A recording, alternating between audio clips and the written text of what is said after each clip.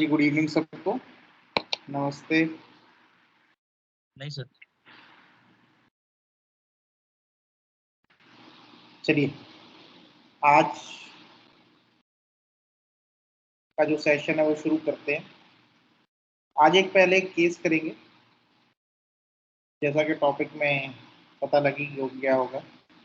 Calcarea carp का एक case है डिप्रेशन का with suicidal disposition, suicidal thoughts.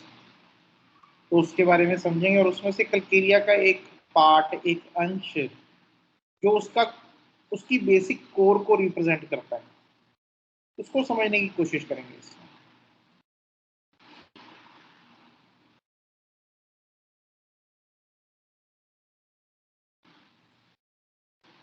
So case है, एक लड़का है 24 साल का, एमबीबीएस फाइनल प्रॉफ में है। So he is in depression since 10 years. जब वो 9th स्टैंडर्ड में था तब से वो एक डिप्रेस्ड स्टेट में है। उसने हिस्ट्री में बताया कि 8th क्लास तक बहुत जॉयफुल था, एक्सट्रोवर्टेड था, लेकिन सडनली 9th क्लास में इंट्रोवर्टेड और फियरफुल हो गया। 8th क्लास तक लोगों से बात करना अच्छा लगता था। से अपने माइक बंद कर दीजिए प्लीज सर। 9th से सॉलिट्यूड में रहने लगा था। लोगों के बीच घबराहट होती थी। जहां 4-5 लोग बैठे हैं उनकी कंपनी से दूर चले जाने का मन होता था। पढ़ाई में भी कंफ्यूजन रहता था, दिमाग फोकस्ड नहीं रहता था। फिर पीएमटी की स्टडीज के लिए कोटा चले गए 2015 में। वहां पर भी ये सब चीजें थी, लेकिन मन नहीं लगता था पढ़ाई में, आलस टाइप का रहता था। बट टीचर जो बोलती थी वो बात याद रहती थी। फिर यही सबके चलते चलते नीट भी क्लियर हो गया था। So in this depressive state he also cleared his NEET. Although उसने बड़ी बार ये बात कहा कि पढ़ाई में बहुत कंफ्यूजन रहती थी, दिमाग फोकस्ड नहीं रहता था। ठीक है ना। सो एक सब्जेक्टिव फीलिंग थी कि मैं उतनी क्लैरिटी नहीं है, अभी माइंड की क्लैरिटी नहीं है थॉट की, लेकिन नीट क्लियर करनी थी। उसका एक था मन में ये पढ़ाई करनी है, ये मैंने बनना है डॉक्टर। तो उसने नीट उसमें क्लियर कर लिया। सो कोचिंग में पढ़ लेता था, लेकिन रूम में आने के बाद कंफ्यूजन और डलनेस रहती थी माइंड में। उसके बाद फिर जब कॉलेज में एडमिशन हुआ तो चीजें और बढ़ती गई। कॉलेज में टीचर भी नहीं थे पढ़ाने वाले, जिससे फर्स्ट ईयर में सप्ली आ गई। तो एक लड़का जो अभी अभी नीट करके आया है, although he is low on confidence, लेकिन फर्स्ट ईयर में आया तो उसकी पहले ही साल में सप्ली लग गई। फिर लास्ट ईयर में भी प्रॉब्लम की वजह से एग्जाम छोड़ दिया था, because of this depression, because of this anxiety जो उसको एक साथ में रहती थी। उसकी वजह से उसने लास्ट ईयर भी जो था एग्जाम वो भी छोड़ दिया। जब से प्रॉब्लम स्टार्ट हुई है तब से पेट में गैस बहुत रहती थी, ब्लोटेड रहता था एब्डोमेन। नाइट को मिल्क पीने से एग्रावेशन हो जाती थी गैस की। पेट भी साफ नहीं रहता था, स्केड्यूल नहीं था। आते थे डेली स्टूल्स, लेकिन कोई स्केड्यूल नहीं था, कभी सुबह आके कभी शाम को कभी दोपहर को। Constipated liquid type stool, soft most of the time, sometimes hard भी होते थे, लेकिन अगर हार्ड हुए हैं तो 1 वीक तक हार्ड ही रहते थे। Have to strain for stools colour brownish black. Fear develop हो गया था, हो गए हैं प्रॉब्लम के साथ, लोगों को फेस करने का। कोई 3-4 लोग किसी बात पर हंस रहे हैं तो मुझे लगता है मेरी ही बात करके हंस रहे हैं। तो एक सेंसिटिविटी बन गई थी लोग। अभी इसको ये नहीं ले लेना कि delusion law of the eight. पहली चीज, आगे पढ़िए। मुझे पता रहता था कि वो कुछ और बात कर रहे हैं, बट अंदर से वही थॉट आता था। ठीक है ना। तो लॉजिकल माइंड अभी है, लॉजिकल ब्रेन अभी है, जो उसको बता रहा है कि ऐसी कोई बात नहीं कि मेरे ऊपर हंस रहे हैं, कोई और बात को भी कर रहे हो सकते हैं। लेकिन अंदर से एक सेंसिटिविटी बन गई, एक सेंसिटिविटी डेवलप हो गई ऑफ बीइंग लॉफ्ट। कोई मेरे पे हंसे ना, कोई मेरा मजाक ना उड़ाए। ठीक है ना। इस चीज की सेंसिटिविटी कि लोगों के मन में मेरे लिए अच्छे विचार हों, तो ऐसे विचार ना हो जिससे मैं किसी के हंसी का, मजाक का पात्र बनूं। सस्पिशियस भी होता था, रूममेट थे। एक दो मंथ के बाद रूममेट बुरा लगने लग जाता था। रूममेट कुछ मजाक भी करे तो मुझे लगता था मेरे ऊपर हंस रहा है या मजाक बना रहा है, उसे फिर दूरी बनाने लग जाता था। तो ओवर सेंसिटिव था लॉफिंग के लिए, ओवर सेंसिटिव था मजाक के लिए। 7 से 8 स्टैंडर्ड में आए तब दूसरे स्कूल में शिफ्ट हुए थे। फादर गॉट ट्रांसफर्ड, पापा ने गुरुजी बनाए थे, दीक्षा ली थी। 9th क्लास में हम उनके सत्संग गए थे, वहीं पर फूलों की होली भी खेली थी। उसके 3-4 महीने बाद से प्रॉब्लम शुरू हुई है। उसके बाद से धार्मिक ज्यादा हो गया था, दिन रात सोचता रहता था। तब ज्यादा ईश्वर के बारे में सोचने लगा था कि भगवान क्या है। एक बार हिमालय पर भी जा चुका हूँ और एक बार रानीखेत। 6-7 साल पहले नीट की प्रेपरेशन के टाइम रानीखेत गया था, वहां जाकर पीस मिलता है। फिर अभी 8 महीने पहले हिमालय होकर आया था। 10 साल से ही रिलीजियस हो गया हूँ। ऐसा लगता है दुनिया में रहना बेकार है, भगवान सही है, उसी के लाइन में चलो। योगियों के बारे में पढ़ना अच्छा लगता था। 3-4 दिन पहले से सोच लेता था, आउट ऑफ फ्रस्ट्रेशन के जाना ही है, और चले भी जाता था। करंटली अभी क्या हो रहा था, आलस रहता है ज्यादातर, more at day time after lunch. Basically it is a state of depression, जहां पे कुछ करने को मन नहीं करता, ठीक है ना, कुछ भी करने को मन नहीं करता, सो जाता हूँ।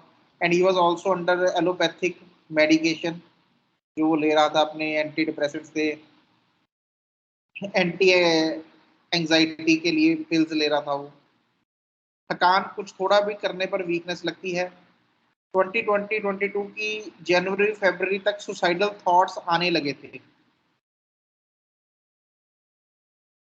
पोटेशियम क्लोराइड का इंजेक्शन लगा लूं ताकि पेनलेस डेथ हो जाए, ऐसे उसको थॉट्स आते थे। पहले तो फाइट करने का रहता था कि मैं फाइट कर लूंगा, और किया भी था, ठीक है ना। तो जो सुसाइडल थॉट्स काफी लंबे समय से आ रहे थे बेसिकली उसको, लेकिन वो बीच में 2 साल थे, 2020 से 2022, तब वो जो उसकी जो एक फाइट थी अंदर का, एक जो लॉजिकल ब्रेन उसको बताता था कि ये गलत है ये सही है, वो थोड़ा सा धीमा पड़ना शुरू हो गया था, जहां पे ये थॉट्स उसको ओवर पावर कर रहे थे। और किया भी था फाइट, लेकिन अब सरेंडर सा लग रहा है, अब नहीं हो पाएगा। तो past history, birth injury seizure से लग गई थी हेड पर, वर्टेक्स पर अभी सिस्ट बनी है। इजीली गेट्स इंजर्ड, ब्लीडिंग भी हो जाती है। Scabies 3 years back permethrin cream apply की थी। कोविड 2021 में oxygen saturation was 91%। Eye sight weak है फ्रॉम 3rd स्टैंडर्ड। मायोपिया है, ये उसके जो नंबर है राइट और लेफ्ट आई का। Hair fall from 9th class, male pattern baldness at the age of 24 years. Premature greying of hair भी 7 साल की उम्र से शुरू हो गया था। ट्रीटमेंट किया था खुद से, आंवला जूस पिया था, अभी ठीक है। मेडिसिन ये जो वो ले रहा है, कैसे से आ रही ले रहा है, सिटेलोप्राम और बुप्रोपिन क्लोराइड, ठीक है। सो ये फैमिली हिस्ट्री है। मदर को वेरियन सिस्ट है, father is in having piles, एक सिस्टर है पेशेंट है, घर में एक बुआ है जिसको भी डिप्रेशन है खुद को, और दादी को भी 60 के बाद डिप्रेशन हुआ था। Chilly thirstless, appetite is normal, desire for spicy oily food, aversion कोई ऐसी नहीं है। Perspiration is profuse on chest, underarms, face, head, on slightest exertion he gets perspired. Urine is normal, stools constipated, नींद late आती है, दिन भर की चीजें दिमाग में चलती हैं, ड्रीम्स रेयरली आते हैं। स्लीप पोजीशन मोर और एब्डोमेन, सेंसिटिविटी सन, बचपन में तो मोरियां होती थी। टाइट क्लोथिंग से लोअर जीन्स लूज चाहिए। फियर, बचपन में पापा से बहुत डर लगता था, मारते थे बहुत। 11th 12th तक डर रहा है। मेंटल नेचर, बहुत मजे में, दोस्तों के साथ अच्छा लगता था। 6 से पढ़ाई में भी सीरियस हो गया था खुद से। 6, 7, 8 तीनों क्लास में फर्स्ट आया। 9th में फिर ग्रेड्स कम होने लगे। Short tempered, speed eating and walking is fast. Anger बहुत आता है, कोई तेज आवाज में बोल दे तो गुस्सा आता है, मेरे हिसाब से ना हो तब भी गुस्सा आता है। गुस्से में चिल्ला देता हूँ, और फिर शांत भी हो जाता हूँ। स्कूल में भी बहुत गुस्सा आता था, मारता बहुत था, एक बार दांत भी तोड़ दिए थे गुस्से में। बचपन में लड़ाई बहुत होती थी। दादा की डेथ हो गई थी 2015 में, तब बहुत बुरा लगता था। घर वालों से डिटैच रहना चाहता हूँ। 9 से ही थोड़ा रिलीजियस हो गया, इसलिए कि संन्यास में पढ़ा था कि घर से लगाव नहीं रखना है। अगर घर वालों से अटैच हो गए तो ज्यादा दुख होगा, इसलिए डिटैच्ड ही अच्छा है। किसी के साथ गलत टॉलरेट नहीं होता। डिबेट स्पीच स्कूल में मॉनिटर था, प्ले में एनुअल फंक्शन में खूब पार्टिसिपेट किया है, और सडनली 9th में इंट्रोवर्ट हो गया। बट फादर ने बचपन से डाला है माइंड में कि डॉक्टर ही बनना है। पहले बहुत कुछ डिसीजन ले लेता था कि ये करना है, पीजी करना है, हॉस्पिटल खोलना है, पूरी प्लानिंग थी। लेकिन बाद में दिमाग चलना ही बंद हो गया। स्कूल में दोस्तों से मिलने की एक्साइटमेंट रहती थी, लेकिन अब दोस्त बनाने में दिक्कत होती है। मेमोरी गुड थी पहले, मैथ्स बहुत strong. So this is all about the case.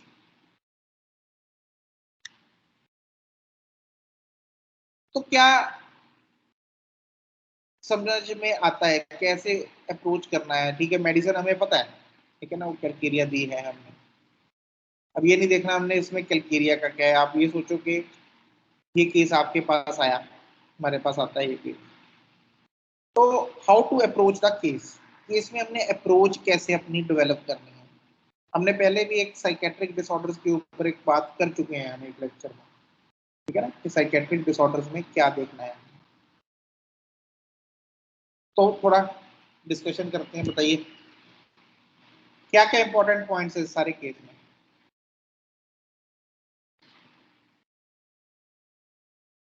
तो मैंने कॉपी पेन उठा ली। हाँ बोलिए। सर इसमें इनसिक्योरिटी और एंग्जाइटी भी। क्या इनसिक्योरिटी दिखी आपको? अपने स्टडीज से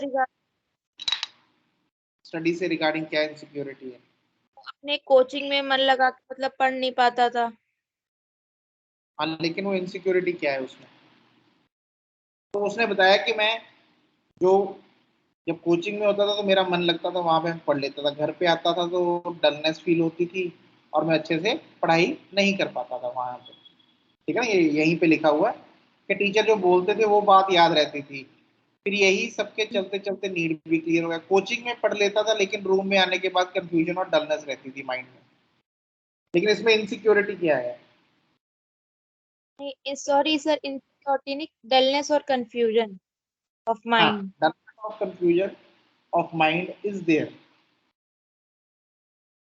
रिलीजियस मेनिया। मेनिया क्यों? क्या किया उसने मेनिया में? रिलीजियस ओनली, मेनिया नहीं, पागलपन। Religious religious. क्या एक पार्ट है।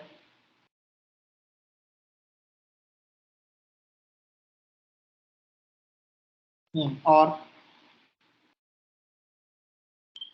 लेकिन रिलीजियस अफेक्शन और डल तो बहुत सारी रेमेडीज हैं, अगर हम दो दो चीजों की बात करते हैं। शुरू से प्रोसेस क्या चल रहा है उसका, ये देखिए। सर जो 9th क्लास में उसका सडन चेंज आया था, तो हाँ, क्या परसेप्शन था, क्या जो वो थॉट प्रोसेस था जिसने सब कुछ चेंज किया, हमें वहां से स्टार्ट करना चाहिए। कि उसके बाद में उसने क्या फिक्सिटी बना ली, उसके बाद में क्या उसको सोरोसिफिलिटिक ट्रेट आने लगे। लेकिन क्या ये चीज 9th क्लास में आई है? नहीं सर, ये चल तो शुरुआत से रही थी, लेकिन उस टाइम ये था कि वो चीज ज्यादा गहरी होने लग गई थी। शुरुआत से क्या चल रहा था उसका? वो फादर उसके बहुत स्ट्रिक्ट थे, डांटते थे। एक फादर से फियर डेवलप था शुरुआत से ही। सर वो ठीक है। डिस्पोजिशन थी जो कि स्ट्रांग होने लग गई थी फिर अब। ठीक है। और क्या चल रहा था शुरुआत से? पेरेंट्स की तरफ से प्रेशर था स्टडीज का, कि डॉक्टर बनना है, अच्छे नंबर लाने हैं। हम्म ठीक है। सर एक चीज यहाँ पर ये भी हम देख पा रहे हैं कि उसकी फैमिली ट्रेट में वो चीज चली आ रही है, लेकिन जब हुआ क्या कि जब तक उनकी लाइफ की सिचुएशंस में उन्होंने बहुत ज्यादा एनालाइज करने की कोशिश नहीं की चीजें, या वो अपनी नॉर्मल लाइफ में रहे, जीते रहे, लेकिन जैसे ही थोड़ी सी एक 9th की एज भी ऐसी है कि हम समझना शुरू कर देते हैं चीजें, हम अपने एस्पेक्ट बनाने शुरू करते हैं, अपने हिसाब से सोचना शुरू करने की हम दुनिया से जुड़ते हैं। जब वहां पर वो आया तो उन्होंने अपने सर्वाइवल के लिए वहां पर उन्होंने क्या किया कि भी उन्होंने देखा कि फादर जो हैं वो तो मारते हैं चीजों में, तो वहां पर उन्हें एक अटैचमेंट फील हुआ नहीं। उसके बाद उसी पीरियड में वो डर उनके अंदर बैठता रहा, और उस डर से उन्होंने अपनी बातें किसी से कह नहीं पाए, इम्पोजिशन कंटिन्यूअसली हो रहा था उनके ऊपर चीजों का। फिर जब वो उन्होंने देखा कि भी एक रिलीजियसनेस, तो उनके दिमाग में एक चीज ये आई कि यार ये भी तो एक चीज है जिसके थ्रू मतलब उनको एक चीज लगने लगी, वो एक सहारे की तरह उसे देखने लगे कि जो भगवान है वो तो ऐसा है कि भाई वो एक जो इनसे लग रहा है हल्का सा कि भाई वो रिलीजियस अगर वो हुए तो होने के पीछे रीजन क्या था। इन जनरल व्यक्ति रिलीजियस क्यों नहीं होता? क्योंकि उसके पास चीजों को क्योंकि हर चीज का एक बैलेंस है कि ना तो बहुत ज्यादा हो ना वो बहुत कम हो, लेकिन अगर किसी चीज की तरफ झुकाव ज्यादा हो रहा है उसका, तो उसके पीछे का रीजन कुछ ना कुछ तो लैकिंग कहीं ना कहीं रही होगी। तो लेकिन लैकिंग वो हमें जाके मिला 9th में, उसने 9th जी के बाद रिलीजियस अफेक्शन। उसके पहले ये जो थर्ड उसके स्टैंडर्ड को बोल रहा है कि मेरी आई साइड वीक होनी शुरू हो गई थी थर्ड स्टैंडर्ड में, ये क्या है? ये फिर ये है ना कि वो अपनी बात जो कहना चाहता था, चीजें जो करना चाहता था, वो कभी ना कह पाया ना वो कर पाया, क्योंकि फादर मारते बहुत थे। अब उनके दिमाग में क्या हुआ, जो वो करना चाहते थे वो कर ही नहीं पा रहे हैं ना, तो वो अपने आप ही वो चीजें क्या होने लगी। हमारी बॉडी जो भी करती है वो अपने सर्वाइवल, अपने को बचाने के लिए, फिट रखने के लिए करती है। तो जब वो चीजें वो करना ही नहीं चाहते तो वो बॉडी में खराब होनी शुरू हो गई धीरे धीरे धीरे धीरे। तो वो आई साइड, वो थॉट से सप्रेस होते होते एक टाइम ऐसा आ गया वो आ ही नहीं रहा सामने। What is I site? I site होती क्या है? What is the function of vision? Vision is one of the senses, ठीक है ना? पहले विजन को अगर समझा जाए थोड़ा बारीकी से, क्यों बच्चों की बड़े छोटी छोटी उम्र में, फर्स्ट में, सेकंड में, थर्ड में विजन वीक होनी शुरू हो जाती है? पहले इस चीज को समझा जाए। दो कारण है इसके। एक कारण है कि हमारा इनएबिलिटी या एक काइंड ऑफ डिसयूज या abuse of something. For example TV है, मोबाइल्स हैं, स्क्रीन्स हैं, कोई भी चीज है हमारी बॉडी की, उसकी एक टेंडेंसी है कि अगर उसको उसकी कैपेसिटी तक यूज किया जाए तो वो ठीक रहती है। अगर उसको उसकी कैपेसिटी के हिसाब से ना यूज किया जाए तो उसकी जो भी पावर है, जो भी उसकी कैपेसिटी है, वो डिक्रीज होनी शुरू हो जाती है। सिंपल सा लॉ है हमारा, ठीक है ना? सो अगर हम विजन को यूज कर रहे हैं छोटी पास की चीजों को देखने के लिए, ठीक है ना, दूर की चीजों को देखने के लिए हम ज्यादा यूज नहीं करते। फॉर एग्जाम्पल हमारा एक शेड्यूल ही ऐसा है कि 4 दीवारी में ही रहना है हमने, तो 4 दीवारी में क्या देखना है? सामने दीवार देखनी है 10 फुट पे, 8 फुट पे, 12-15 फुट के ऊपर दीवार हो जाएगी, और क्या है? तो इतना ही हमने देख रहे हैं, ठीक है ना? हम गाड़ी भी चला रहे हैं, हम ज्यादा हमारा ध्यान होता है कि जस्ट आगे वाला जो व्हीकल है उसकी तरफ ध्यान जाए हमारा, ठीक है ना, वो कहाँ तक है।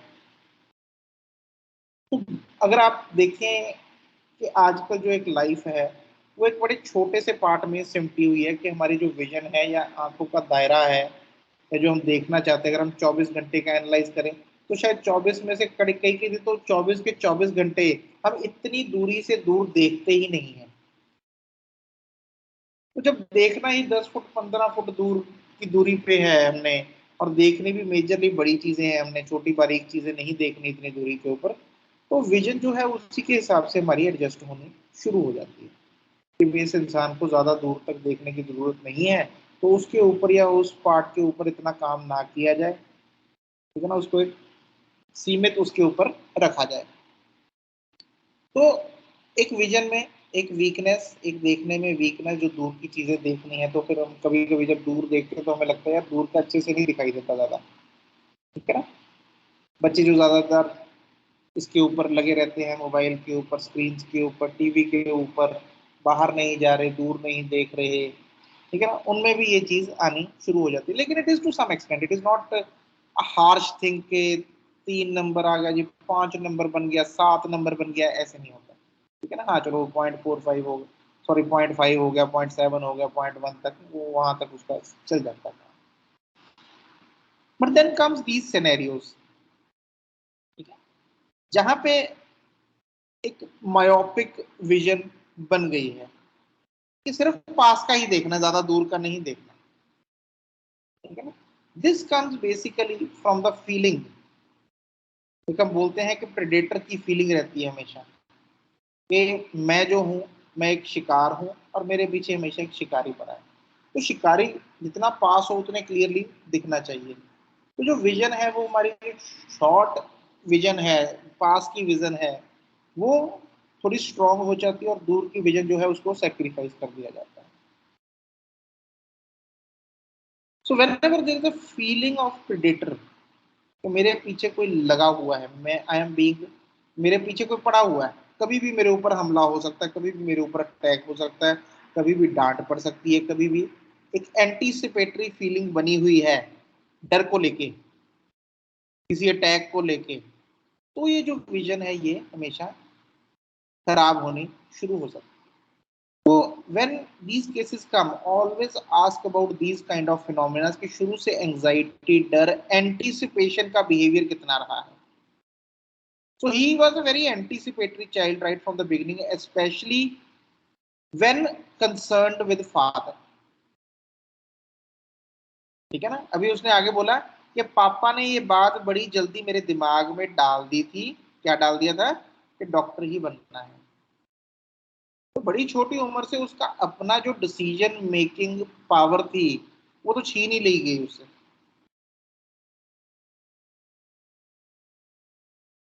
तो इंटेलेक्ट का वो पार्ट तो बड़ी जल्दी उससे ले ही लिया गया, उसको पहले ही एक फिक्स्ड उसके ऊपर लगा दिया कि तूने डॉक्टर ही बनना है। उस उम्र में जब उसको पता भी नहीं डॉक्टर होना क्या होता है वो भी नहीं पता था उसको, लेकिन हाँ बार बार बोल बोल के हम बच्चे के दिमाग में ये बात फिक्स कर देते भाई तूने यही बनना है आगे चल के, और एटलीस्ट हम चाहते हैं कि तू यही बने, ठीक है ना। तो उसकी ऐसी कंडीशनिंग हुई है शुरू से। But the thing is that the basic intellect keeps on fighting against it. जो हमारा बेसिक इंटेलेक्ट है वो हमेशा इंडिपेंडेंस, फ्रीडम चाहता होता है, लेकिन हम इस चीज में फंस जाते हैं।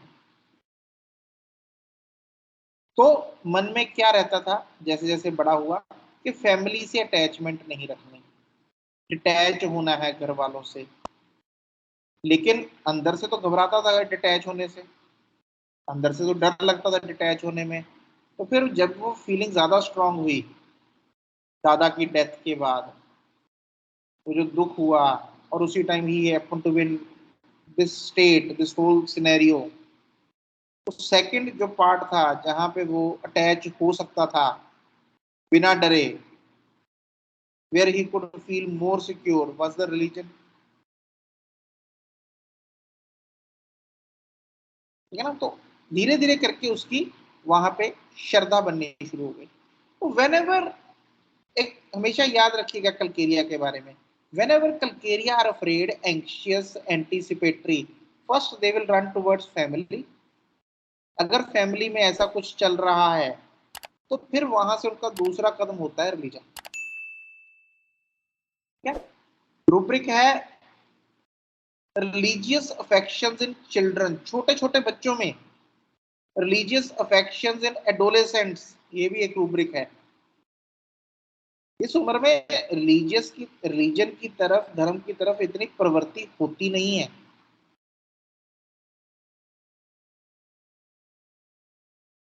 लेकिन अगर ये चीज मिलती है, और खास करके तब मिलती है जब इंसान डर से जूझ रहा है और वो ढूंढ रहा है कि मैं कौन सी चीज पकड़ूं, then these constitutions can be calcaria carved।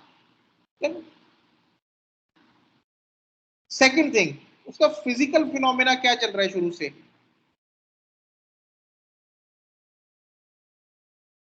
जब से प्रॉब्लम शुरू हुई है तब से पेट खराब, कॉन्स्टिपेशन रहती है, ठीक है ना। कहाँ गया पीछे,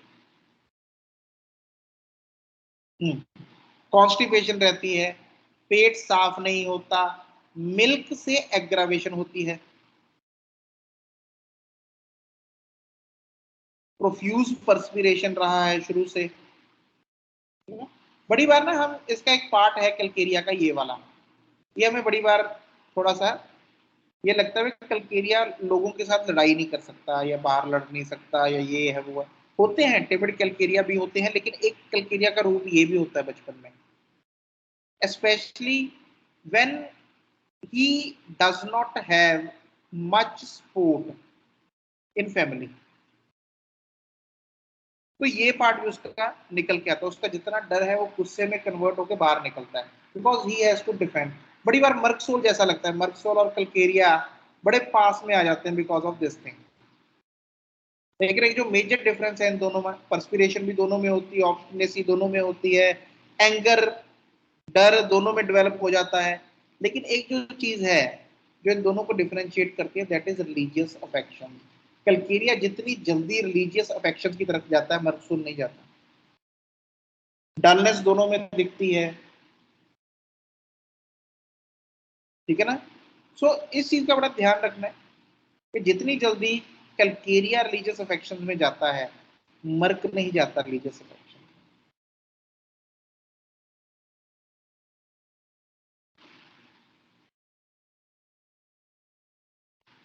सो the whole thing in this person शुरू से जो रही है, and you have to confirm it, ठीक है ना। क्योंकि जब उसने ये बात बोली कि जी मेरे को एक ऐसी फीलिंग रहती है कि मेरे ऊपर हंसने लगा, हालांकि मेरे को पता है कि लोग नहीं हंसते, मेरे रूममेट्स के साथ नहीं बनती, बड़ी जल्दी मैं रूममेट चेंज कर लेता हूँ अपना, क्योंकि वो जो आपस में बात करते हैं, मेरा मजाक उड़ाते हैं, मेरा एक खिल्ली उड़ाते हैं, ठीक है ना। They are very sensitive of being ridiculed. दोस्त बैठे हैं, 5-10 दोस्त बैठे हैं, तो चलता रहता है हंसी मजाक, कभी किसी का मजाक कभी किसी का, ठीक है ना। It is a part of friendship. लेकिन जब इंसान इस चीज के लिए बड़ा सेंसिटिव हो जाए, that they become very sensitive of being ridiculed. Ridiculed is when they are insulted. They feel insulted when mocked, when jested, when joked about. जब उनके साथ कोई जोक किया जाए या उनके ऊपर मजाक किया जाए, तो उनको एक बेइज्जती महसूस होती है उसमें। तो कैलकेरिया लोगों से दूर होना शुरू हो जाता है, उनको डर लगने लग जाता है जब 3-4 लोग इकट्ठे बैठे हों, वो जाते नहीं वहां पे, थोड़ी भीड़ हो वो वहां पे नहीं जाते, ठीक है ना। तो भीड़ से ग्रुप्स से उनको डर लगना लग जाता है और वो अकेले रहने शुरू हो जाते हैं। लेकिन अकेले रहने वाला इंसान है नहीं है Calcarea, this is very much against his constitution, and this basically produces a despair और डिप्रेसिव स्टेट इन कैलकेरियंस। ये जो चीज है कैलकेरियंस में एक बहुत स्ट्रॉन्ग डिप्रेसिव स्टेट लेके आती है, जहां पे कैलकेरिया ये सोचता है कि मैं इस सोसाइटी के लायक हूं ही नहीं, मैं नहीं बना हूं सोसाइटी के लिए, ये सोसाइटी बड़ी हार्श है, मेरे को प्रोटेक्ट करने वाला कोई नहीं है। घर पे जाओ पापा डांटते हैं, दोस्तों के पास जाओ वो मजाक उड़ाते हैं, टीचर हैं वो डांटते हैं, बाहर तो चलो दुनिया ही अनजान है। So Calcaria feels that he is not made for this world. And then the suicidal state, एक रूब्रिक है sadness with suicidal thoughts during sadness. जब उदासी आती है, जब वो उदासी डिस्पेयर डिप्रेशन भारी होता है, ठीक है ना, तो एक सुसाइडल थॉट्स आने शुरू हो जाते हैं कि खत्म कर दें सब कुछ, जीने का मन नहीं है, इतना डर के क्या जीना है, किसी को कोई सपोर्ट नहीं है, किसी का कोई साथ नहीं है। शुरू से बड़ी देर लड़ लिया, अभी 3rd स्टैंडर्ड से लगा हूँ, 3rd मतलब वो बच्चा हार्डली 10-11 साल का रहा होगा तब भी, सॉरी 9-10 साल का रहा होगा, आज 24 का, 14 साल हो गए उस चीज से जूझते हो, 14-15 साल, उन डरों से, उन चीजों से। 7वीं में बाल सफेद होने शुरू हो गए। The hairs they represent basically strength, आपकी कॉन्स्टिट्यूशन की स्ट्रेंथ कैसी है वो आपके बाल बताते हैं। तो जिन लोगों के बाल बड़ी जल्दी एज में झड़ने शुरू हो जाते हैं, जिन लोगों के बाल सफेद होने शुरू हो जाते हैं, So they have started losing their strength, their basic constitutional strength. वो लोग लूज कर रहे हैं, कॉन्फिडेंस लूज हो रहा है, आइडेंटिटी लूज हो रही है.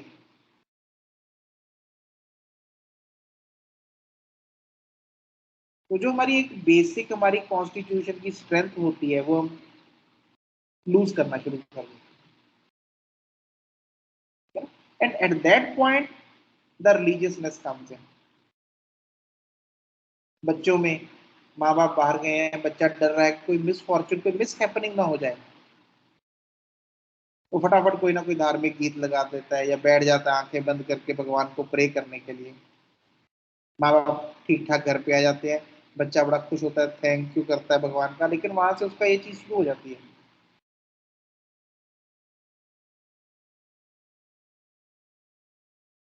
So this child is always wanting. आपने बोला इनसिक्योरिटी है, लेकिन आपने कैलकेरिया सुन के इनसिक्योरिटी पे पहुंचे हो आप, लेकिन पता होना चाहिए भी इनसिक्योरिटी है किस बात की. इनसिक्योरिटी ये है कि मेरे आसपास अटैकिंग एलिमेंट्स है, लेकिन मेरे को बचाने वाला कोई नहीं है. जिनसे मेरे को उम्मीद है, फर्स्ट स्टेप उम्मीद है, मेरे माँ बाप, वही नहीं मेरे को बचाने वाले हैं अभी, तो खुद मेरे ऊपर अटैक कर रहे हैं. दादा से अटैचमेंट थी लेकिन उनकी डेथ हो गई, तो उसके बाद मन भी ये करने लगा भाई बाकियों के साथ भी अटैचमेंट रख के क्या करना है.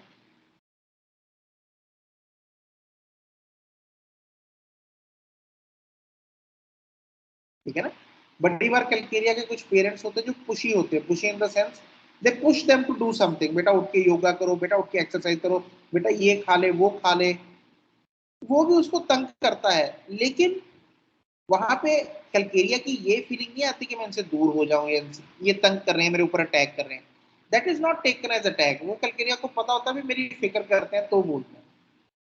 But then there is an attack. तू बेवकूफ है, तेरे को समझ में कुछ नहीं आता, तू कभी कुछ नहीं बन सकता, तू तो मेरी नालायक औलाद है. This is attack. When they are criticised, when they are ridiculed, उसको देख के हंस रहे हैं घर में लोग, कैसे काम करता है, हंस पड़े उसके ऊपर. That is taken as attack. So जो पहले वाला पेरेंट है जहां पे वो एंजाइटी है एक मदर की कि बेटा तो उठ के कर, ये कर वो कर, तू खाना खा, तो उठ के ये पी, तेरी सेहत ठीक होगी, तू योगा कर, एक्सरसाइज कर. कैलकेरिया को उस मदर से प्रॉब्लम नहीं होती. हालांकि हो सकता है डर हो, क्योंकि मदर थोड़ी पुशी है, मदर उसके ऊपर दबाव डालती है करने के लिए, कभी कभी डांटती भी है कि तू कर उठ के, लेकिन उसको क्रिटिसाइज नहीं कर रही, उसका मजाक नहीं उड़ा रही. She is very sensitive towards him और हर. तो उस पेरेंट से कैलकेरिया उससे बहुत अटैच होता है. ऑल्दो उससे डर भी लगता होता है, ऑल्दो गुस्सा भी आता है उसके साथ, लड़ाई भी होती है, लेकिन उस पेरेंट के साथ अटैच भी है. ये पेरेंट मेरा ख्याल रखने के लिए ऐसे करता है. So Calcarea have that logical sense कि ये जो डांट है ये किस चीज के लिए, ये डांट मेरी भलाई के लिए, और ये डांट मेरे को नीचा दिखाने के लिए. So they have that logical reasoning. Calcarea बच्चे, ठीक है ना. तो जो पहले ये वाले पेरेंट्स होते हैं जो एंशियस होते हैं, उनके साथ कैलकेरिया बहुत अटैच होता है, उनके बिना नहीं रहता, उल्टा क्लिंग करता है उनके साथ, डरता भी है लेकिन क्लिंग भी करता है उनके साथ कि नहीं ये मेरा ख्याल रखते हैं, इनके बिना मेरा कुछ गुजारा ही है नहीं, मैं क्या करूंगा अकेला इनके बिना कुछ. वो और ज्यादा डिपेंडेंट होता है उनके ऊपर. लेकिन जो पहले वाले दोस्त पेरेंट्स फॉर अटैकिंग हिम, वो नहीं बर्दाश्त होता. वो उल्टा it produces more insecurity in child, और वो देखता है कि मैं किधर को भागूं अभी सपोर्ट लेने के लिए, सहारा लेने के लिए. कोई घर में दादी है, दादा है, कोई बड़ा भाई है, कोई चाचा है, कोई मामा है, अगर इनमें से कोई नहीं है तो भगवान तो है ही है. फिर जब बड़ा हो गया तो फिर पैसे हैं, बिजनेस है, वाइफ मिल गई, उसके ऊपर सपोर्ट. थोड़ा और बूढ़ा हो गया तो बच्चों के ऊपर सपोर्ट ढूंढने की कोशिश करता है. So you will find them to be like this, always needing someone on whom they can depend, on whom they can basically with whom they feel secure. चाहे वो गुस्से वाले ही हैं, चाहे वो झगड़ा करने वाले ही हैं, लेकिन अगर उसकी भलाई के लिए झगड़ा कर रहे हैं कोई वाइफ है वो हस्बैंड के साथ झगड़ा करती है भी आप बाहर से मीठा खा के आते हो आपको शुगर है, वो झगड़ा करती है, कैलकेरिया को बुरी नहीं लगती? चल मेरी फिक्र करती है इसलिए कोई बात, ठीक है ना। लेकिन अगर उसकी कोई कमियां निकालता रहे उसको तो उसके साथ नहीं कैलकेरिया पे, उसकी बनती नहीं उसके साथ, वो चाहता है मैं इससे दूर हो जाऊं, जितना मर्जी मुझे मेरा सखा हो या मेरा भाई है या मेरे, उसको होता है मैं इससे दूर हो जाऊं, because he is very sensitive to those things. So understand the sensitivity of the remedies. Understand the core part of the remedies. Calcarea को इतनी छोटी उम्र में रिलीजियस अफेक्शंस की तरफ जाने की जरूरत क्या है?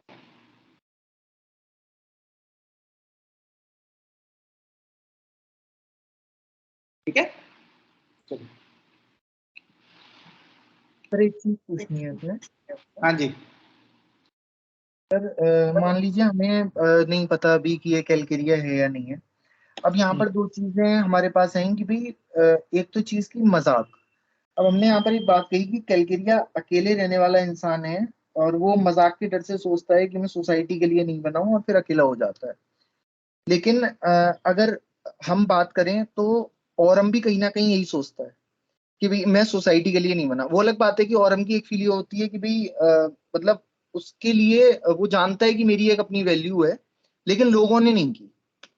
औरम की ये वाली चीज होती है. लेकिन जहां पर जैसे ये वाली चीज है कि भाई मजाक बना रहे हैं, तो अब यहाँ पर हमने ये वाली चीज सोची कि भाई मजाक बना रहा है, मोकिंग सोच लिया हमने, तो ठीक है हम उसको कैलकेरिया ब्राइटा इस तरफ आ गए.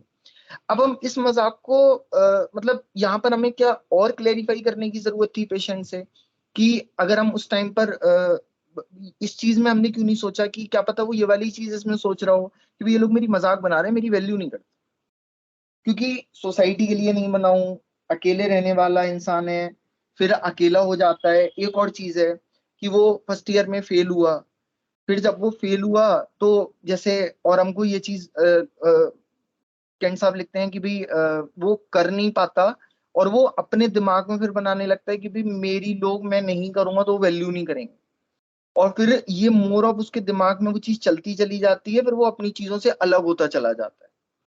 तो कहीं ना कहीं ये बहुत हद तक ऐसा इनके केस में भी तो हुआ है. अगर हम रिलीजियस को थोड़ा सा हटा दें तो मतलब क्या हम इस केस में फिर वहां पर हम कहीं और हम भी जा सकती है क्या किसी फेज में इनको? जितना हमने केस पढ़ा उसमें वैल्यू क्या है उसकी, उसने क्या वैल्यू क्रिएट की अपनी? वो बचपन से मतलब 8th 9th 10th 11th में वो फर्स्ट आया था. वो वहां पर होशियार भी था, चीजें भी थी, उसने नीट भी क्लियर कर लिया. और उसके बाद जब उसकी फर्स्ट ईयर में सप्ली आई उसके बाद तो फिर वो चीजें और ज्यादा उसके ऊपर होने लगी. फेलियर 12th में भी फिर वो मतलब वहां पर वो जो चीज थी कि उसके बाद से फिर वो उठ ही नहीं पाया चीजों से अपनी.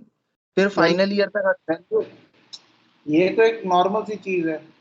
वैल्यू क्रिएट करना क्या होता है? वैल्यू वैल्यू तो कैसे? एक्चुअल में हमारी नजरों में होती है, हमारी फॉरम के साथ दूसरों कर की रहे नजर. हो उसको कंपेयर, एक मिनट, ऑरम के साथ कंपेयर कर रहे हो, ऑरम क्या करता है और इसने क्या किया है?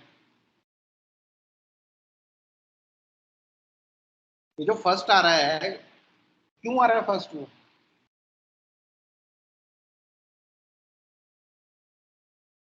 मेहनत कर रहे हैं सर, और हम यहाँ क्यों? पर क्या सोच रहे हैं चीजों में. हाँ, तो वो किसी एम्बिशन के लिए कर रहा है, किसी वैल्यू क्रिएट करने के लिए कर रहा है, कि मार से बचने के लिए कर रहा है? ठीक है सर, बचने के लिए करते हैं. ठीक है सर. आप ना सपोज करो भी उसने वैल्यू क्रिएट की. वैल्यू क्रिएट करना एक अलग चीज है. आप ऑरम के साथ तो उसको हम कंपेयर कर भी नहीं सकते. अगर आप ऑरम का पेशेंट देखो, okay na, the respect which he has gained, he has created with his hard work, with his vision, with his skills. यहाँ पे आपको स्किल्स क्या दिख रहे हैं उस इंसान में? just because he has cleared NEET is not enough. ठीक है ना. नीट क्या है? कुछ किताबों को रट्टा लगा दो नीट हो जाती क्लियर, उसमें क्या है? That is not value. तो कोई वैल्यू नहीं क्रिएट की फर्स्ट। अच्छा अगर इतना ही उसने वैल्यू पे फर्स्ट में जाके ईयर में जाके सप्ली क्यों आ गई उसकी?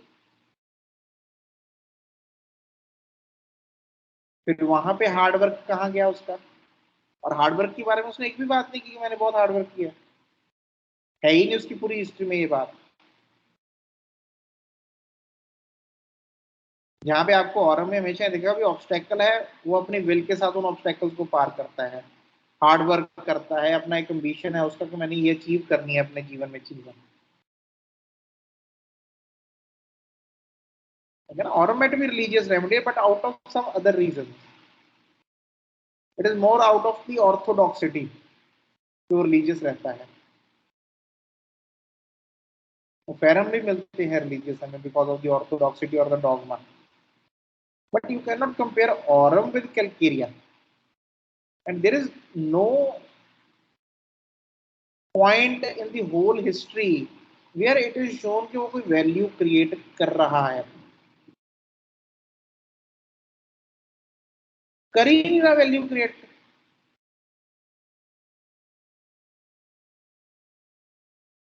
ठीक है ना? सो उसके साथ इसका कंपैरिजन हो ही नहीं सकता। हाँ ठीक है, मैं आप पल्सर टिल्ला के साथ करते हो फिर भी थोड़ा सोचता हूँ उसके बारे में, ठीक है ना? आप ब्राइटा के साथ बोलते शायद थोड़ा सोच लिया जाता, हालांकि ब्राइटा में बहुत सारी चीजें नहीं होती इसमें से। बट कैलकेरिया का मर्कसोल के साथ जैसे मैंने आपको बताया भी क्लोजेस्ट, अगर इस केस को देखा जाए तो क्लोजेस्ट जो है वो मर्कसोल आ सकती है, but Merc Sol does not go into such kind of religious affection. So that is where the individuality of Calcaria car basically lies. इसी चीज में कल्केरिया कार की जो इंडिविजुअलिटी है वो मौजूद है, ठीक है ना? Aurum is a completely different story, completely different. जब आप ऑरम सोचते हो तो शायद कल्केरिया के सिम्टम्स की वजह से सोच लो तो सोच लो, लेकिन अगर डिस्पोजिशन वाइज तो बहुत ही डिफरेंट रेमेडीज हैं।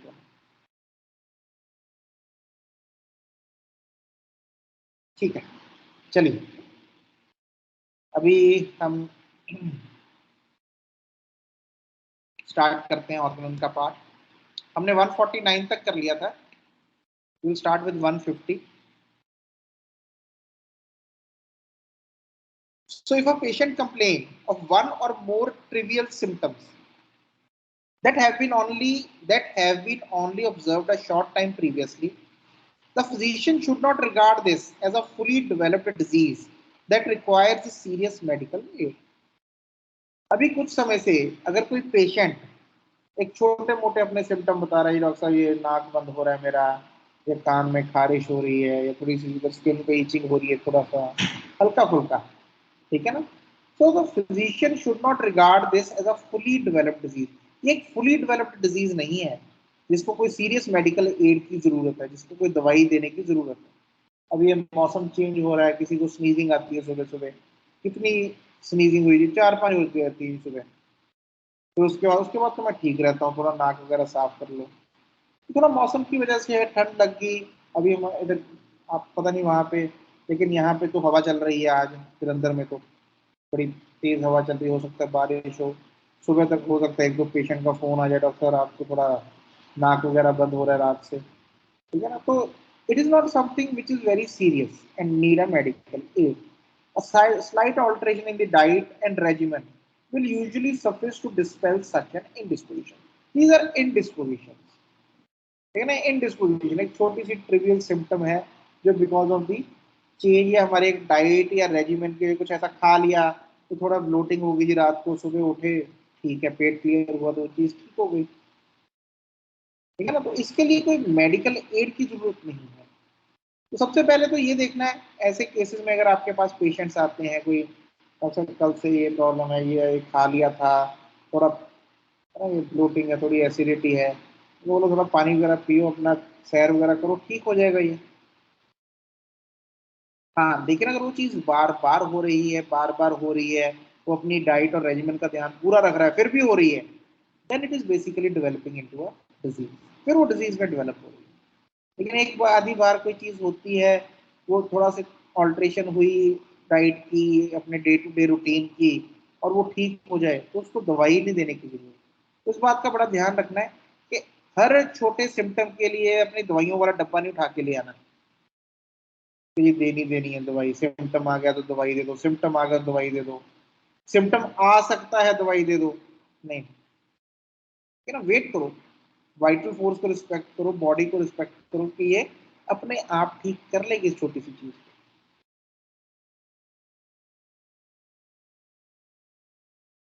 But if the patient complain of a few violent suffering, हालांकि फ्यू ही है, थोड़ी सी है सिम्टम्स लेकिन वायलेंट है, ठीक है, the physician will usually find on investigation several other symptoms besides although of a slight character. लेकिन पेशेंट बोला डॉक्टर साहब 2 दिन हो गए छींके मार मार बुरा हाल हो गया, सो भी नहीं पा रहा हूँ, सोते हुए भी छींके शुरू हो जाती हैं बीच में, हल्का सा हवा का वाइफ ने थोड़ा सा फैन चलाया, साथ के साथ छींके शुरू, थोड़ा सा मैं रूम से बाहर निकला, खिड़की खोली, हवा लगी, फिर छींके शुरू, फिर बहुत बुरी हालत है। तो it is a violent suffering.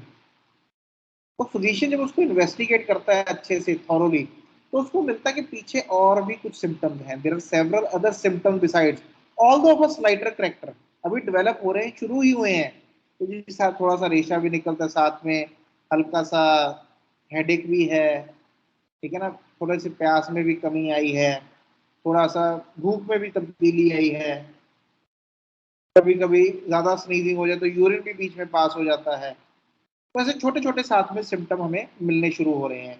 Also of a slighter character which furnish a complete picture of the disease, चाहे वो स्लाइटर छोटे छोटे करेक्टर के हैं, लेकिन जब उनको इकट्ठा किया जाए तो एक कंप्लीट पिक्चर ऑफ डिजीज हमें प्रेजेंट करते हैं, वो बना देते हैं कंप्लीट पिक्चर ऑफ डिजीज।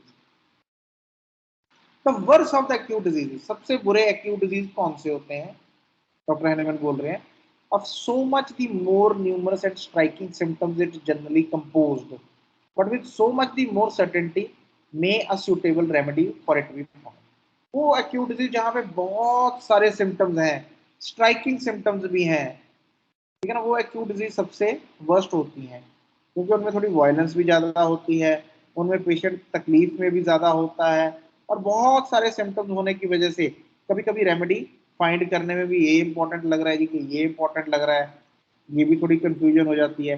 लेकिन बोल रहे हैं but with so much the more certainty, क्योंकि सिम्टम ज़्यादा है तो उतनी ही सर्टेनिटी के साथ एक सूटेबल रेमेडी ढूंढी जा सकती है if there be a sufficient number of medicine known. अभी तो बहुत सारी हैं नंबर ऑफ मेडिसिन जो हमें पता है, with respect to their positive action to choose from. Among the list of symptoms of many medicines, it will not be difficult to find one from whose separate disease elements an antitype of curative artificial disease। तुम्हारे पास जितने भी symptoms हैं medicine की list of symptom है कई दवाइयों की, उनमें से वो दवाई ढूंढनी है, एंटी टाइप ढूंढना है, क्यूरेटिव आर्टिफिशियल डिजीज ढूंढनी है, दवाई ढूंढनी है जिसके symptoms very like the totality of the symptoms of the natural disease, जिसके सिम्टम उस नेचुरल डिजीज के साथ कंप्लीटली मिलते हों, may be constructed and such a medicine is the desired remedy. तो जितनी वो टोटलिटी के पास होती है दवाई, वो हमारी उतनी ही डिजायर्ड रेमेडी है। ठीक है ना, अभी हम ये अगर पिक्चर देखें कैलकेरिया कार्ब की जो इस पेशेंट ने दी है हमें, तो कोई ऐसा मेजर सिम्टम नहीं है जो कैलकेरिया कार्ब मिस कर रही है, कोई भी ऐसा सिम्टम, चाहे वो उसके डर को लेके हो, चाहे वो उसकी सेंसिटिविटीज को लेके हो, चाहे उसके इंटेलेक्चुअल स्फीयर को लेके हो, चाहे उसकी विल को लेके हो, चाहे उसके डिस्पेयर को लेके हो, चाहे उसके जर्नल जो है थर्मल है, थर्स्ट है, परस्पिरेशन है, स्टूल यूरिन है, उनको लेके हो, तो कोई भी ऐसा मेजर कैरेक्टरिस्टिक सिम्टम नहीं है जो कैलकेरिया कार्ब कवर नहीं करती। So the calcarea carb is basically an a perfect desired remedy for this case present in front of us.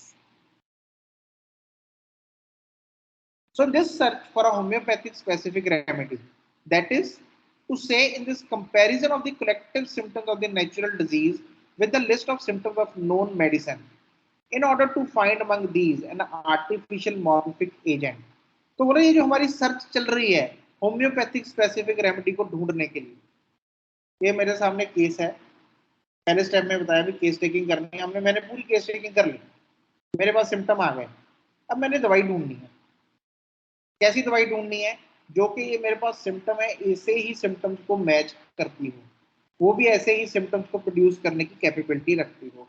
हमने प्रूविंग्स की है, सेकंड स्टेप था प्रूविंग का।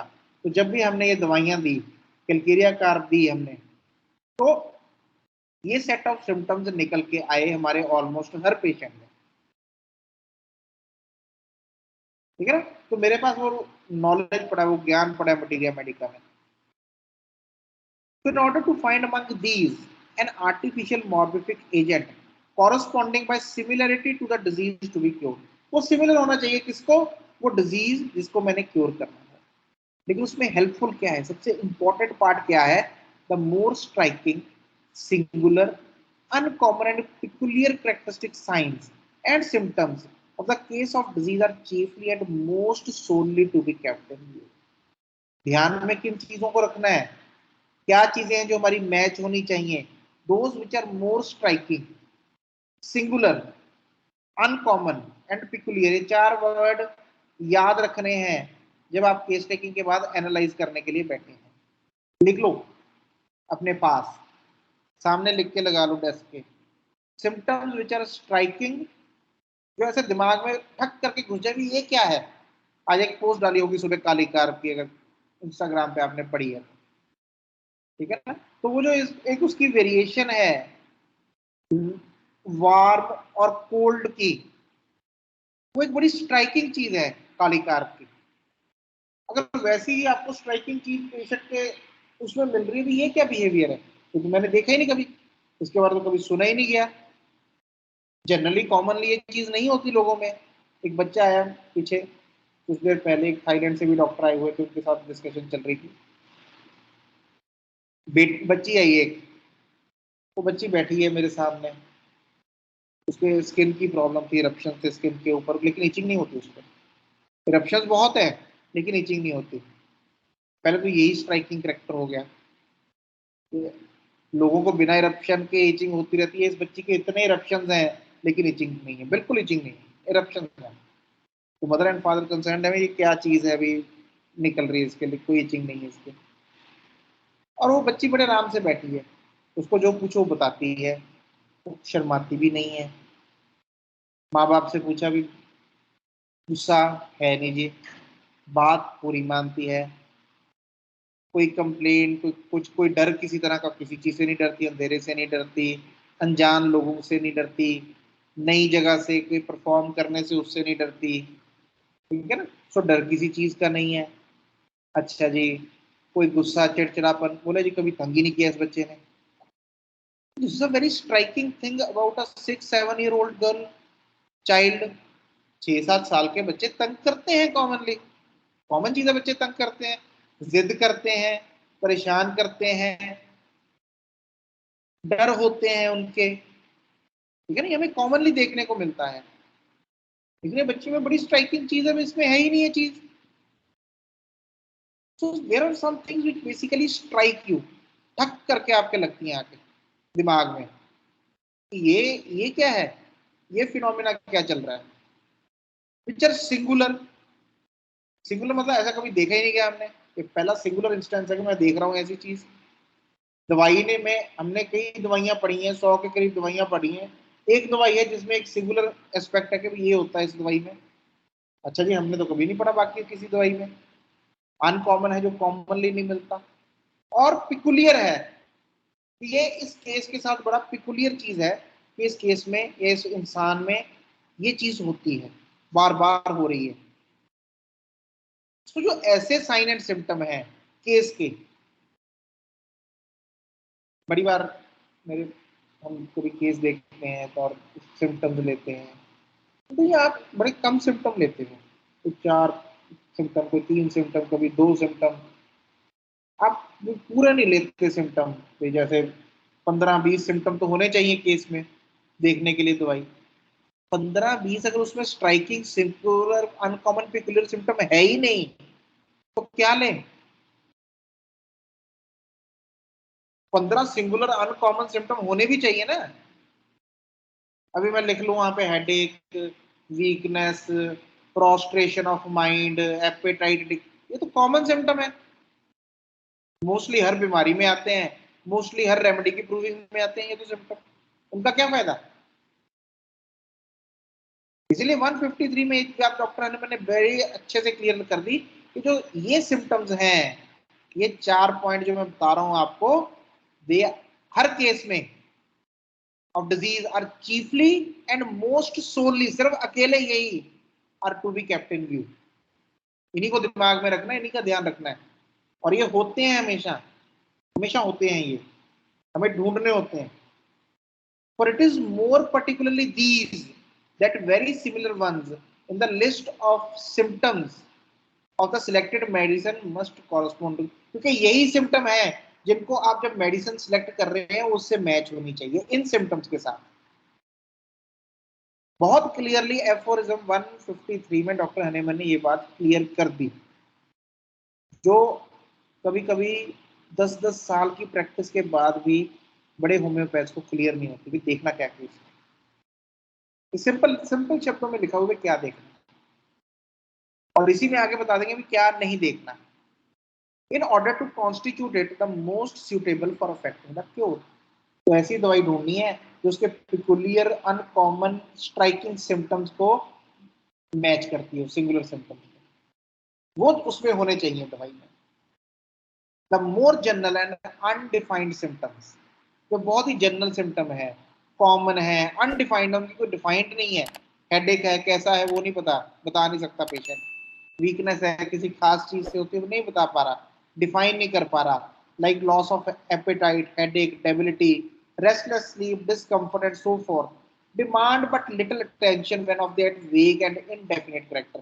जब उनका एक इनडेफिनिट कैरेक्टर है, कोई डेफिनेट कैरेक्टर नहीं है, उसके साथ कोई एग्रावेशन, एमिलिट्रेशन, कोई पर्टिकुलर चीज नहीं जुड़ी हुई, ठीक है ना। अगर कोई बोलता है ये वीकनेस हो जाती है, कैसे होती है, बस वीकनेस रहती है डॉक्टर, ये क्या, ये बड़ा वेग सा सिम्टम है, वीकनेस रहती है। अगर वो बोलता है वीकनेस ना सुबह 4 से लेकर 8 बजे तक रहती है मुझे, उसके बाद मैं ठीक हो जाता हूँ, then it has some definition to it, फिर ये थोड़ा सा डिफाइन हो गया, फिर ये थोड़ा सा कैरेक्टरिस्टिक की तरफ जाना शुरू हो गया। Otherwise these symptoms they don't, when they have do not have any definite character, when they are undefined, इनकी कोई वैल्यू नहीं होती। if they cannot be more accurately described as symptoms of such a general nature are observed in almost every disease and from almost every time, so ये बड़े common होते हैं, हर बीमारी में हमें दिखते हैं, और हर दवाई की प्रूविंग में, हर दवाई में आपको ये सिम्टम देखने को मिलेंगे। नींद कम है जी, नींद टूट जाती है जी, ये तो सभी में मिलता है 40 साल के बाद, इसको क्या लेंगे हम, ठीक है ना। सो इसी में बड़ी क्लियरली डॉक्टर हनीमैन ने बता दिया कौन से सिम्टम इंपॉर्टेंट है और कौन से नहीं इंपॉर्टेंट, तो इसमें हमने गलती नहीं करनी कभी भी। ये नहीं कि अगर मेरे को समझ में नहीं आ रहा कि इस केस में अनकॉमन क्या है, पेकुलियर क्या है, या स्ट्राइकिंग क्या है, तो मैं चलो ये जो वेग से सिम्टम है इनको देख के दवाई दे दूं, नहीं। अगर आप ऐसा करते हो तो you are at fault, not homeopathy, not the learning of homeopathy, not the patient, क्योंकि पेशेंट ने नहीं बताया, पेशेंट का काम ही नहीं है बताना, कभी पेशेंट के ऊपर तो डालना ही नहीं कि पेशेंट बताता कुछ नहीं है। पेशेंट अगर नहीं बता रहा उसमें भी वो आपको बहुत कुछ बता रहा है, हमने समझना उस चीज को, हमने उसको डिफाइन करना है, हमने उसको परसीव करना है सही तरीके से। सो फुटनोट टू एफोरिज्म 153, तो इसमें डॉक्टर हनीमैन बताते हैं that Dr. von Boynghausen, who has already distinguished himself by his labors in connection with the new system of medicine, has lately increased our obligation to him by the publication of his important little book setting for the characteristic symptoms. So Dr. Hahnemann इस footnote में actually he is telling about Dr. Boynghausen, जो उन्होंने पहली repertory तैयार की थी characteristic symptoms की, antipsoric medicine की, ठीक है ना, कि उन्होंने उसके ऊपर काफी काम किया है, हर मेडिसिन के जो एंटीसोरिक मेडिसिन है उनकी जो कैरेक्टरिस्टिक सिम्टम्स हैं उनको एक्यूमुलेट किया है, ठीक है ना। तो उसमें एक बड़ी हेल्प हुई है इस रिपर्टरी के साथ, और यहीं से एक रिपर्टरी का सिस्टम बनना, डेवलप होना शुरू हुआ था। एंड टाइटल, ये उसका टाइटल है जो कि 1833 में उन्होंने पब्लिश की थी, and the appendix thereto containing the antisyphilitic and the antipsychotic medicines at the end of the second edition of his the जो उसका second edition था उसमें antipsychotic और antisyphilitic medicines के भी characteristic symptoms लिखे गए थे.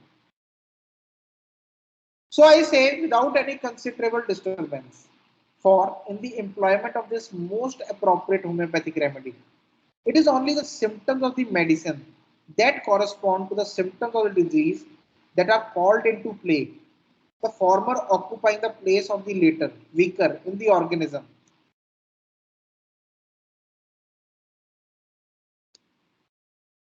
And thereby annihilating them by overpowering them. But the other symptoms of the homeopathic medicines, which are numerous, being in no way applicable to the case of disease in question, are not called into play at all. तो यहाँ पे doctor Hahnemann एक बताना चाहते हैं, क्या बताना चाहते हैं कि जब हम दवाई देते हैं जैसे कैलकेरिया कार्पी पेशेंट को, तो उसमें कैलकेरिया कार्प में कुछ सिम्टम्स हैं, लेकिन सब सिम्टम नहीं है कैलकेरिया कार्प में. कैलकेरिया कार्प में तो हजारों सिम्टम है. बोलते जब ऐसे हम होम्योपैथिक मेडिसिन देते हैं, एम्प्लॉय करते हैं हम अपनी सही दवाई, तो जो सिम्टम्स हैं ऑलरेडी मौजूद, मेडिसिन उन्हीं सिम्टम्स को रिक्रिएट करती है, उन्हीं सिम्टम्स को बनाती है अपनी पावर में. एक आर्टिफिशियल जो डिजीज बनती है सिर्फ उन्हीं सिम्टम्स को लेके रिलेटेड बनती है, ना कि सब सिम्टम जो कि वो मेडिसिन प्रोड्यूस कर सकती है. ठीक है ना. But the other symptom of the homeopathic medicine which are often very numerous, being in no way applicable, क्योंकि वो एप्लीकेबल नहीं है इस केस में, वो डिजीज है ही नहीं प्रेजेंट यहाँ पे, वो सिम्टम प्रेजेंट है ही नहीं, so they are not called into play at all. The patient growing overly better feels almost nothing of them at all.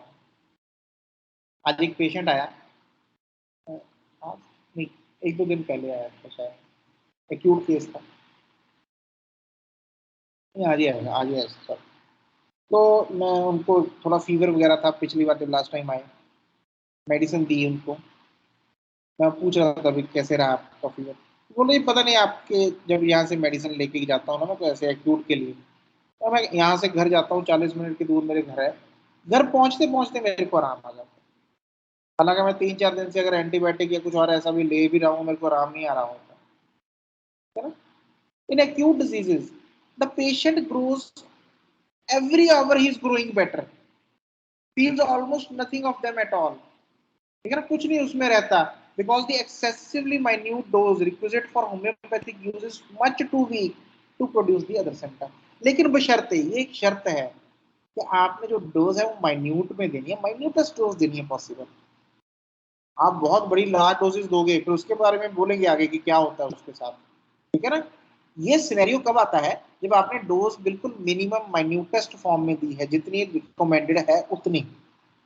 मैं बड़ी बार बाहर जाता हूँ, ब्राजील जाता हूँ या थाईलैंड जाते हैं, यूएस जाते हैं, यहाँ पे भी है, यहाँ पे चलो कम है एज कम्पेयर टू देयर. हमारी एक although the problem is that हमने फिलॉसफी को, ऑर्गेनिक को अच्छे से पढ़ा ही नहीं. पढ़ा नहीं तो हमें पता नहीं भी क्या लिखा हुआ है अच्छे से. कैसे पढ़ा हुआ है, किसी ने सुना दिया, किसी ने बता दिया ये ऐसा होता है. ठीक है ना. खुद नहीं पढ़ा उस चीज को. जब तक हम खुद नहीं एक्सपीरियंस करते हम उसके बारे में बताएंगे भी क्या, हम उसको अप्लाई भी कैसे करेंगे. ठीक है. किसी ने एक एफोरिज्म पढ़ भी लिया, 2 पढ़ लिया, वहीं पे सीमित रह गए हम. किसी ने बता दिया जी 153 पढ़ लेना, वहां पे लिखा हुआ है क्या देखना होता है, पढ़ लिया 153, लेकिन उसके आगे पीछे का नहीं हमने पढ़ा, तो रिलेट कैसे करेंगे, कहानी पूरी कैसे समझ में आएगी भी क्या है. ठीक है. तो हमें पता तो है भी मिनिमम देनी है डोज, लेकिन दिमाग जो है हमारा वो अभी भी वो अपना मटेरियल डोज में ही अटका हुआ है. मैंने बड़ी बार वहां पे देखा डॉक्टर जो है वो एक ऐसे पानी लेंगे डिस्टिल्ड वाटर, उसमें 5-6 ड्रॉप्स डाल देते हैं दवाई के. 5-6 drops a very very large dose of medicine. हमारे एक ड्रॉप के साथ 10 नंबर वाले 500 ग्लोब्यूल जो है वो मेडिकेट हो सकते हैं. एक ड्रॉप के साथ अगर हमने 5 डाल दिए तो मतलब 2500 जो ग्लोब्यूल मेडिकेट हो सकते थे, उसकी दवा 2500 ग्लोब्यूल 10 नंबर वाले हमने एक पेशेंट को दे दी. तो स्मॉल डोज है, जहाँ पे डॉक्टर हनीमैन बोलते हैं 1 या 2 मॉइस्ट हुए ग्लोब्यूल ही देने हैं हमने, कहाँ 1 और 2 देने, और कहाँ हमने 2500 ग्लोब्यूल्स को मेडिकेट करने वाली दवा उसको दे दी। It's a very very very harsh dose. फिर वहां पे डरते हैं कि जी हाइपोटेंसी नहीं देनी। डरना भी चाहिए हाइपोटेंसी देने से, अगर आपने इतनी लार्ज डोज देनी है। अगर स्मॉल डोज दोगे फिर कुछ नहीं होता, फिर कुछ नहीं होता। लेकिन आप अगर हम देंगे ही इतनी लार्ज डोज, फिर ऐसे लोग अपना एक्सपीरियंस लिख देते हैं, किताबें छाप देते हैं जी जो हाइपोटेंसी है वो बहुत एग्रावेट करती है। उन्होंने ये नहीं बताया कि मैंने डोज कैसे यूज की। हाइपोटेंसी ने इतना इफेक्ट क्यों किया? क्योंकि मैंने इतना ज्यादा उसको दवाई दे दी थी। इतनी दोगे तो होगा ही होगा फिर एग्रावेशन, तो उसकी उतनी जबरदस्त आएगा उसके बारे में बात। ठीक है ना? द थिंग इज, इस बात की बात है। और फिर वो किताबें हम पढ़ लेते हैं, बोलते हैं अच्छा ये डॉक्टर ने लिखा हुआ है जी जो लार्ज डोज है ना, ये सॉरी हाइपोटेंसी बड़ा काम खराब कर देती है। डॉक्टर गोइंगसन ने भी लिखा हुआ है हाइपोटेंसिस के ऊपर कि hypotheses are a boon for a homeopath, एक वरदान है होम्योपैथ के लिए हाइपोटेंसिस। तो उन्होंने क्यों अपना एक्सपीरियंस लिखा? क्योंकि वो माइन्यूट डोज देते थे। इन्होंने क्यों अपना एक्सपीरियंस लिखा? क्योंकि इन्होंने दी ही नहीं कभी माइन्यूट डोज। ठीक है ना? लेकिन ये फर्क कैसे पता लगेगा? जब हमने ऑर्गेनन पढ़ी होगी और हम इन किताबों को उस ऑर्गेनन के चश्मे के साथ देखेंगे, वो चश्मा लगा के सही का भी ट्रुथ क्या है, फिर हम छांटा छांटी करेंगे भी क्या सही है क्या गलत है। ठीक है ना? सो this is a very big obstacle in learning, जब हमें फंडामेंटल्स नहीं पता, जब हमें बेसिक्स नहीं पता। यही एक मेजर रीजन था दिमाग में कि ऑर्गेनल की क्लासेस शुरू करने कि इन चीजों को डिस्कस किया जाए, इन चीजों को पता किया जाए। जो कर रहे हैं कुछ समय से, अगर आप प्रैक्टिस भी कर रहे हैं और ये ऑर्गन की क्लासेस देखिएगा बैठ के, अपने आप को सोचिएगा भी 1 साल 1.5 साल पहले हमारा व्यू होम्योपैथी को लेके क्या था और आज क्या है। It is because just because we are discussing organ, हम ऑर्गन पढ़ रहे हैं।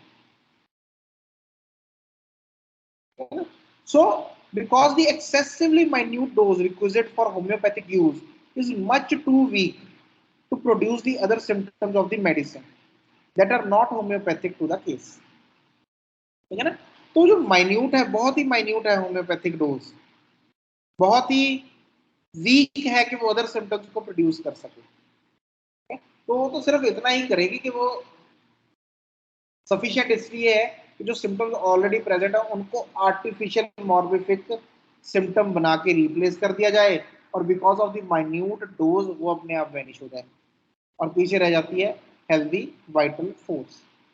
सो in those parts of the body that are free from disease and consequently can allow only the homeopathic symptoms to act on the parts of the organism that are already most irritated and excited by the similar symptoms of the disease, thus changing the morbid affection of the vital force into a similar but stronger medicinal disease whereby the original malady is extinguished. ठीक है, तो उसमें उतनी ही power है माइन्यूटस dose में कि जो disease symptoms हैं सिर्फ उनकी वो जगह ले ली, उनको हटा के, ओरिजिनल डिजीज को हटा के एक आर्टिफिशियल स्ट्रॉन्गर मेडिसिनल डिजीज उसकी जगह पे बैठा दिया जाए, और बिकॉज ऑफ द माइन्यूटनेस और weakness of the dose vital force उसको बड़ी जल्दी ओवर पावर कर जाए। लेकिन उसमें इतनी शक्ति नहीं है कि जो ऑलरेडी हेल्दी पार्ट्स हैं इंसान के वहां पे भी सिम्टम डेवलप कर दे, इतनी पावर नहीं है। ऑल्दो उस मेडिसिन में है सिम्टम्स प्रोड्यूस करने की कैपेबिलिटी, वो पावर है, लेकिन हमने दी ही बड़ी माइन्यूट डोज में है, हमने बड़ी कम। So this is that the dose of, यही खूबसूरती है इसकी कि जो डोज है उसकी मॉडरेशन हमारे हाथ में, यही खूबसूरती। कितनी देनी है, कब देनी है, कैसे देनी है, कितनी स्मॉलेस्ट क्वांटिटी में देनी है। इनहेलेशन, स्मेल की दवा, आराम आ गया। मेरे पास एक मायास्थीनिया ग्रेविस का केस चल रहा है जिसको इनहेलेशन ही दी जाती है क्योंकि स्वेलो यहाँ पे उसका चल नहीं रहा कुछ भी, the nervous system is not working, so उसको इनहेलेशन दी जाती है, क्योंकि इनहेल वो कर लेता है, स्मेल उसको आती है अच्छे से, और वो उसी के साथ बेटर हो रहा है। इतनी माइन्यूट डोज के, कुछ गया भी नहीं उसके अंदर मुंह में भी। करेंगे उस केस को किसी दिन discuss, way only with inhalation.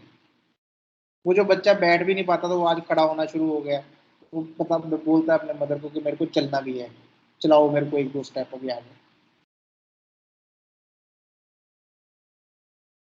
ठीक है ना। सो जब आप उन चीजों को होते देखते हो, पीछे ग्रुप में किसी ने डाला था मैसेज कि जी कोई पेशेंट थी, उसको एम्ब्राग्रीशिया दी गई और उसकी ब्लड शुगर और बेटर हुए, कुछ सिम्टम्स वगैरह डिस्कशन चल रही थी वहाँ पे। तो जब वो डॉक्टर जो हैं उन्होंने वो देखा कि मेरी एम्ब्राग्रीशिया देने के बाद ये चेंजेस आए, तो उस इंसान का विश्वास कैसे डोल जाएगा उस चीज के ऊपर से, उस पेशेंट का विश्वास कैसे डोल जाएगा कि मैं इतनी देर से दवाइयां ले रहा हूँ, मेरी शुगर नहीं ठीक हो रही, इन्होंने ये दवाई दी और मेरी शुगर ये सब सिम्टम मेरे ठीक होने शुरू हो गए। वो पेशेंट का विश्वास कैसे डोल जाएगा और ये डॉक्टर का विश्वास कैसे डोल जाएगा जब हम आंखों के सामने उस चीज को होते हुए देखते हैं।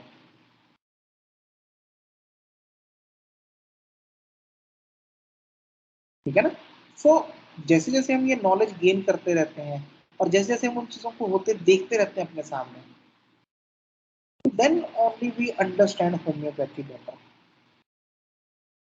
Homeopathy is not something which can be understood from books, understood from the college. Medicine of experience नाम दिया हुआ है इसका, बिना एक्सपीरियंस के कैसे आएगी। ठीक है ना। और एक्सपीरियंस के लिए हमें करना पड़ेगा, उसको करते रहना पड़ेगा और अच्छे से और बेटर करना पड़ेगा। जब हमने देखा भी ये डॉक्टर तो कर रहा है शुगर ठीक है एम्ब्राग्रेशिया के साथ, नॉट एम्ब्राग्रेशिया लेकिन शुगर ठीक हो रही है, ठीक है ना, ये नहीं एम्ब्राग्रेशिया देनी शुरू कर दो अभी शुगर में। ठीक है ना। किसी ने ग्रुप में ये भी पूछा था भी रूब्रिक्स कौन से लिए थे। रूब्रिक्स आर नॉट इम्पॉर्टेंट, आपके पास वो पेशेंट नहीं आने वाला, आपके पास वो रूब्रिक्स के साथ डायबिटीज का केस भी नहीं आने वाला, छोड़ दो उन चीजों को।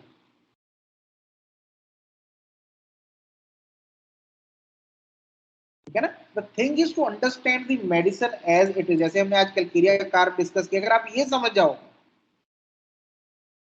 ये पेशेंट ऐसे होते हैं कैलकेरिया कार्ब के, और जिस दिन आपको दिख गया आपको किसी रूब्रिक की किसी चीज की जरूरत नहीं पड़ेगी, आप पहचान जाओगे कैलकेरिया कार्ब का, क्योंकि हम समझ गए हैं, एक मेंटल पिक्चर बना ली है।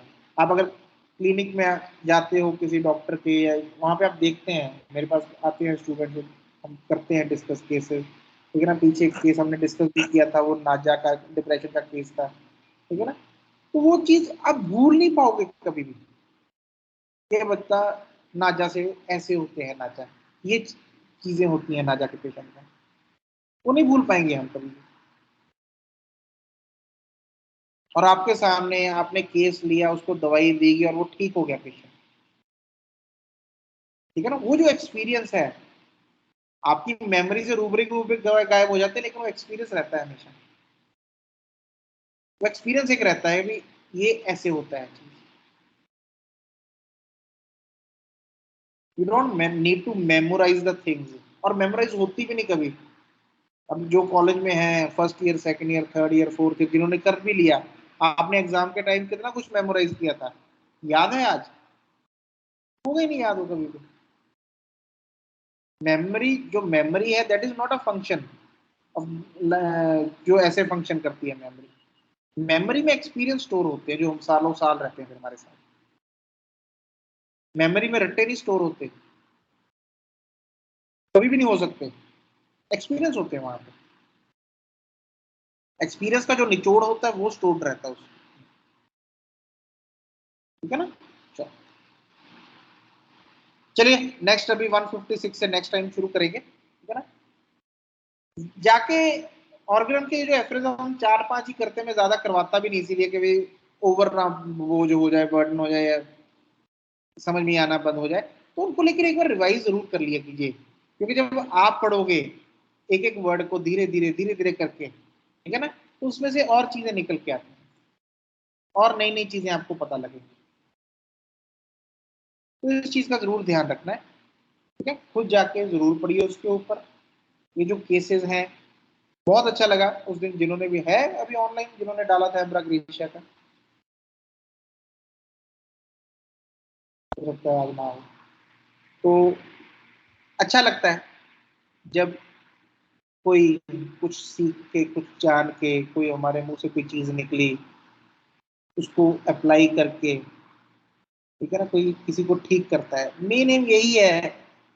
देखो डॉक्टर हनीमैन का एक सपना था कि भाई मैं होम्योपैथी इसलिए दे रहा हूँ कि ये जो बीमारियां ठीक होनी चाहिए, बस ये मेरे देने का मकसद है, ठीक है ना। वही चीज मन में रख रहे हैं, वही चीज है कि होम्योपैथी सब तक पहुंचे, डॉक्टर्स तक, पेशेंट्स तक, और पेशेंट ठीक हो, उनकी सफरिंग जो है सारी उम्र ये जो सफरिंग ना चलती रहे उनकी, वो ठीक हो, उनको आराम आए, उनका एक विश्वास बैठे मेडिसिन में, मेडिकल सिस्टम में, कि जी अभी मेडिकल सिस्टम में एक्चुअल में बीमारियां ठीक होनी शुरू हुई हैं। अभी वो नहीं है जी ये तो सारी उम्र खानी पड़ेगी दवाई आपको, ये बीमारी तो ठीक नहीं हो सकती, ठीक है ना। वो चीज से वो निकल के एक होप हो, जैसे आप पहले भी एक बार बात की कि पेशेंट हैरान होते हैं कि जी ये हमारी गोली छूट सकती है, पहले तो यही हैरान हो जाते हैं बेचारे, बड़ा तरस आता है उनके ऊपर कि उनको इतना हरास किया गया है, इतना गलत मैनिपुलेट किया गया है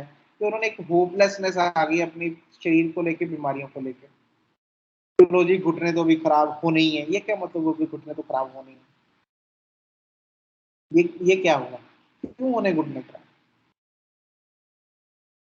किसी बेवकूफ ने उठ के लिख दिया जिसके बाद कैल्शियम कम होता है तो घुटने की, कोई सच्चाई थोड़ी, मैं तो सबके हो, सबके नहीं होते।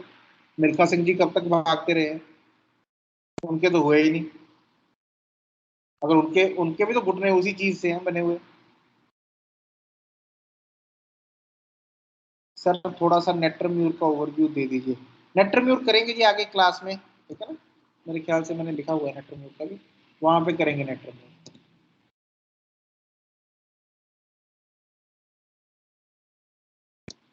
ठीक है। मिलते हैं जल्दी फिर, आई थिंक इस फ्राइडे से नेक्स्ट फ्राइडे, यू नो, बता हेलो देंगे आपको। हाँ जी, हेलो भैया, नमस्ते।